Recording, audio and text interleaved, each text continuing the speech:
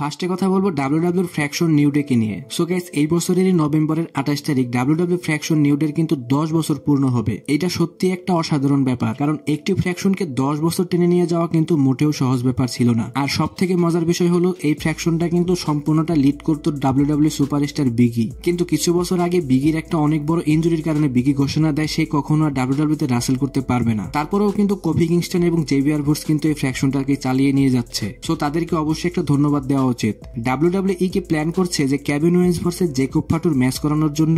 গত 2-3 সপ্তাহ স্ন্যাকডাউনে কিন্তু কয়েকবারই কেভিন ওয়েন্স এবং জেকব ফাটুকে একে অপরের সামনে আনা হয়েছিল এবং তাদের গতিবিধি দেখেও বোঝা যাচ্ছে যে হয়তো সামনে ডাব্লিউডাব্লিউ তাদের জন্য কোনো স্টোরি প্ল্যান করেও রাখতে পারে। আমার মনে হয় কেভিন ওয়েন্সকে করিডোরে চামচামি না করে তাকে সিঙ্গেল ম্যাচের দিকে এগিয়ে নিয়ে যাওয়া উচিত, কারণ কেভিন ওয়েন্স কিন্তু বর্তমানে সব থেকে অ্যাগ্রেসিভ রেসলারদের মধ্যে একজন। আর রিপোর্ট অনুযায়ী ডাব্লিউডাব্লিউতে কেভিন ওয়েন্সের যে চুক্তি সেটা কিন্তু আর বেশি দিনের নেই। আর মজার বিষয় হলো এখনো কিন্তু কেভিন ওয়েন্স তার যে নতুন চুক্তি নবায়ন করবে সেটা কিন্তু এখনো সে করেনি। এখন অনেক গণমাধ্যম থেকে এটাও বলছে যে কেভিন ওয়েন্স হয়তো AEW-তে যেতে পারে, কিন্তু আমার পার্সোনালি মনে হয় না ডাব্লিউডাব্লিউ ছেড়ে কেভিন ওয়েন্স কখনো কোনো অন্য কোম্পানিতে যেতে পারে। যাই হোক, এখনো কিছু বলা যাবে না, কারণ এরকম বড় সুপারস্টার যারা আছে তারা কিন্তু কন্ট্রাক্ট সাইন অনেক পরেই করে থাকে। এখন কোনো চিন্তারই বিষয় নাই, কারণ ডাব্লিউডাব্লিউ থেকে মনে হয় না কেভিন ওয়েন্স কখনো যেতে পারে। আর যদিও সে AEW-তে যায় তাহলে কিন্তু আমার মনে হয় না অতটা ভালো ফলাফল সে পেতে পারে। সো গাইস, সামনে দেখা যাক কেভিন ওয়েন্স কি ডাব্লিউডাব্লিউ ছেড়ে যায় নাকি ডাব্লিউডাব্লিউতে থেকে যায়। গাইস, আগামীকালের মানডে নাইট রতে কিন্তু সেমি জেন এবং লুডভিগ কাইজারের একটা 1-on-1 ম্যাচ অলরেডি অফিশিয়াল হয়ে গেছে।